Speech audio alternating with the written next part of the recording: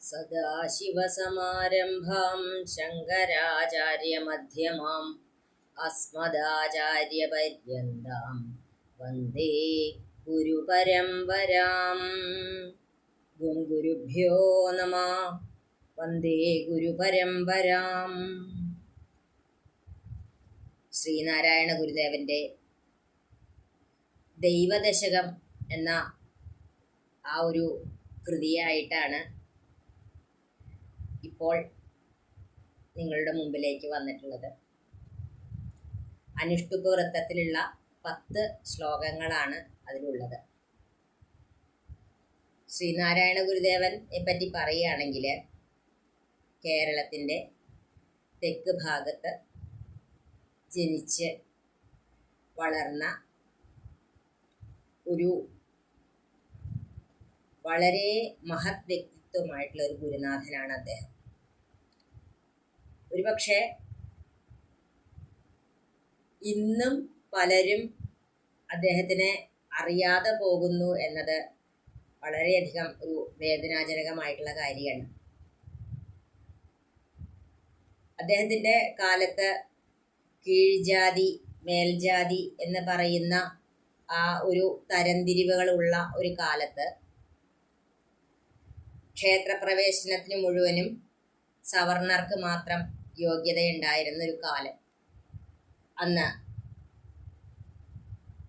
താഴ്ജാതിയിലുള്ളവർക്ക് ഈശ്വരനെ ഭജിക്കാൻ വേണ്ടിയിട്ട് അവർക്ക് എന്തെങ്കിലും ഒരു കീർത്തനം ചൊല്ലണമെങ്കിൽ, ഈശ്വരനോടൊരു പ്രാർത്ഥന വേണമെങ്കിൽ എന്ത് വേണം എന്നുള്ള ചിന്ത വന്നപ്പോൾ ഗുരുനാഥൻ അവർക്കായിട്ട് അന്ന് എഴുതി കൊടുത്തിട്ടുള്ളതാണ് ഈ ദൈവദശകം എന്ന് പറയപ്പെടുന്നുണ്ട്.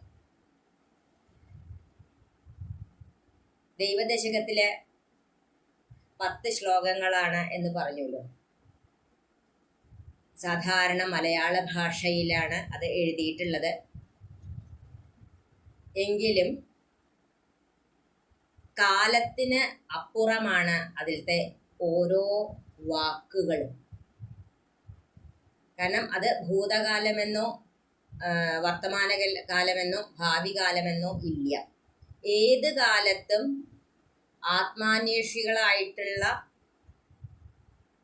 ആൾക്കാർക്ക് ചിന്തിക്കാൻ, ഭഗവാനിലേക്ക് എത്താൻ, ഭഗവാൻ എന്ന് ഇവിടെ ഒരു പേര് കൊടുത്തു എന്ന് മാത്രം, ആ ശക്തിയിലേക്ക് എപ്പോഴും എന്നും എവിടെയും നിറഞ്ഞു നിൽക്കുന്ന ആ ശക്തിയിലേക്ക് എത്തുവാൻ വേണ്ടി പ്രാർത്ഥിക്കാവുന്ന ഒരു കൃതിയാണ് ദൈവദശകം. ഇത് ഉപനിഷത്തുകളിലെ പ്രാർത്ഥനകളെ പോലെ തന്നെ പ്രാധാന്യം കൽപ്പിക്കുന്നതാണ്. ആദ്യത്തെ ശ്ലോകത്തിലേക്ക് വരാം. ദൈവമേ കാത്തുകൊൾകങ്ങ് കൈവിടാതെങ്ങു ഞങ്ങളെ, നാവികൻ നീ ഭവാബ്ധിക്ക് ഒരു ആവിവൻ തോണി നിൻ പദം. ദൈവമേ കാത്തുകൊൾകങ്ങ് കൈവിടാതിങ്ങു ഞങ്ങളെ, നാവികൻ നീ ഭവാബ്ധിക്കു ഒരു ആവിവൻ തോണി നിൻ പദം. ഈ ശ്ലോകം തുടങ്ങുന്നത് തന്നെ ദൈവമേ എന്ന് വിളിച്ചിട്ടാണ്. ദൈവമേ എന്നുള്ള വിളിയില് ജാതി മതങ്ങള് ഒന്നുമില്ല. ആ ശുദ്ധബോധത്തിനെയാണ് വിളിക്കുന്നത്. ദൈവമേ അങ്ങ് ഞങ്ങളെ കാത്തുകൊള്ളണേ. ഈ സംസാര സാഗരത്തില് ഒന്ന് കടന്നു കിട്ടാൻ അങ്ങയുടെ പാദങ്ങളാണ് ഒരു ആവിക്കപ്പലായിട്ട് ഉള്ളത്. അതിൻ്റെ നാവികനും അങ്ങ് തന്നെയാണ്.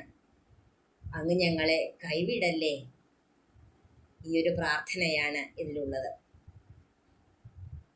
പരമാത്മബോധത്തോടുള്ള ഈ ഒരു പ്രാർത്ഥന ഒരാൾക്ക് അഹംബോധം ഇല്ലാതാവുമ്പോൾ മാത്രമേ ഇങ്ങനെ പ്രാർത്ഥിക്കാൻ സാധിക്കുള്ളൂ.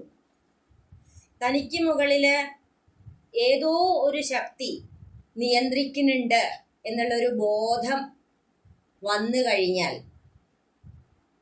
അവൻ്റെ അഹങ്കാരം ഇല്ലാതാവുന്നു, എളിമയുണ്ടാവുന്നു. അവൻ എല്ലാറ്റിലും ആ ഒരു ശക്തിയെ കാണാൻ ശ്രമിക്കുന്നു. അവിടെ എത്തിക്കഴിഞ്ഞാൽ അവന് പിന്നെ ഉത്തരവാദിത്വ ബോധങ്ങളോ ഒന്നും ഉണ്ടാവില്ല. കാരണം എന്താ? തനിക്ക് എന്നും തനിക്കൊരു മുകളിൽ നിൽക്കുന്ന, തന്നെ നിയന്ത്രിക്കുന്ന ഒരാളുണ്ട്. അയാൾക്കാണ് തൻ്റെ നിയന്ത്രണം പോലും. അങ്ങനെയുള്ള ഒരാൾക്ക് ഈ ജീവനെ ലക്ഷ്യസ്ഥാനത്തേക്ക് എത്തിക്കാൻ യാതൊരു ബുദ്ധിമുട്ടും ഉണ്ടാവില്ല. ഊണിലും ഉറക്കത്തിലും അകത്തും പുറത്തും എല്ലായിടത്തും നിറഞ്ഞു നിൽക്കുന്നവനാണവൻ. ഈ ജീവന്റെ മുൻ ജന്മങ്ങളിലെയും ഈ ഒരു ജന്മത്തിലെയും വരാൻ പോകുന്ന കാലങ്ങളിലെയും എല്ലാം അറിയുന്നത് അവന് മാത്രമാണ്. അവന് മാത്രമേ അറിയുള്ളൂ. അതുകൊണ്ട് തന്നെ പൂർവജന്മകൃതങ്ങളായിട്ടുള്ള പ്രാരബ്ധങ്ങളെ എല്ലാം നീക്കി, അതെല്ലാം പൂർത്തിയാക്കി, കർമ്മങ്ങളെ പൂർത്തിയാക്കി ഈ ജന്മത്തിൽ തന്നെ തന്നിലേക്ക് ലയിപ്പിക്കുവാനാണ് ആ ശക്തി ആഗ്രഹിക്കുന്നത്. പക്ഷെ മായയിൽപ്പെട്ട് ഈ ജീവൻ വീണ്ടും വീണ്ടും വീണ്ടും പ്രാരബ്ധങ്ങളെ കൂട്ടിക്കൊണ്ടേയിരിക്കുന്നു. ഇവിടെ നടക്കുന്ന ഓരോ കാര്യങ്ങളും മായയെ കൂടാതെ, മായ നമ്മളെ ബാധിക്കാത്ത തരത്തില് നമുക്ക് പ്രവർത്തിക്കണമെങ്കിൽ ആ ശക്തിയുടെ പാദങ്ങളെ പിടിക്കുക മാത്രമേ സാധിക്കുള്ളൂ. അവിടെ മാത്രമാണ് ഒരു ആശ്രയമുള്ളത്. മായാതീതനായിട്ടുള്ള ആ ഭഗവാൻ നമ്മളെ മായയിൽ നിന്നും അകറ്റി തൻ്റെ കർമ്മങ്ങളെ ഇവിടെ വേണ്ടും വിധം ചെയ്യിച്ച് പൂർവവാസനകളെയെല്ലാം തീർത്ത് എന്തൊന്ന് ജീവിതത്തിൽ സംഭവിച്ചു കഴിഞ്ഞാലും അതെല്ലാം അവൻ്റെ തീരുമാനമാണ് എന്ന് മനസ്സിലാക്കാറായി കഴിഞ്ഞാൽ അവിടെ സന്തോഷമോ സങ്കടമോ ഒരു പരിധിയിൽ കവിഞ്ഞുണ്ടാവില്ല. എല്ലാം ഒരു സമചിത്തതയോടെ കാണാനും അംഗീകരിക്കാനും കഴിയുക എന്നുള്ളതാണ് ഏറ്റവും വലിയ ലാഭം. അങ്ങനെ സാധിച്ചു കഴിഞ്ഞാൽ അവന് ആ പാദങ്ങളെ മുറുകെ പിടിക്കാൻ സാധിക്കും. നമ്മൾ ആ പാദങ്ങളെ മുറുകെ പിടിച്ചു കഴിഞ്ഞാൽ എന്താണ് ഫലം? നമ്മൾ എത്രത്തോളാണോ പിടിക്കുന്നത് അതിൻ്റെ 10 ഇരട്ടി ശക്തിയില് വാത്സല്യനിധിയായ ആ ദൈവം നമ്മളെ ഇങ്ങോട്ട് ചേർത്ത് പിടിക്കും. അതൊരു അനുഭവം മാത്രമായിട്ട് അവൻ അനുഭവപ്പെടും. മറ്റൊരാളോട് പറഞ്ഞു കൊടുക്കാനൊന്നും സാധിക്കില്ല. അതൊക്കെ വാക്കുകൾക്കൊക്കെ അതീതമാണ്. ഓരോ നിമിഷവും ചിന്തിക്കേണ്ടത് ഈ കാമക്രോധങ്ങളെയും ഇന്ദ്രിയവൃത്തികളെയും ഇതിനെയെല്ലാം അടക്കി മനസ്സിനെ ശാന്തമാക്കി ആ പാദങ്ങളെ മാത്രം സ്മരിച്ച് ആ പരമാനന്ദത്തില് ഇരിക്കാറാക്കി തരണേ. തങ്ങളുടെ കർമ്മങ്ങളെ എല്ലാം ചെയ്യിക്കും.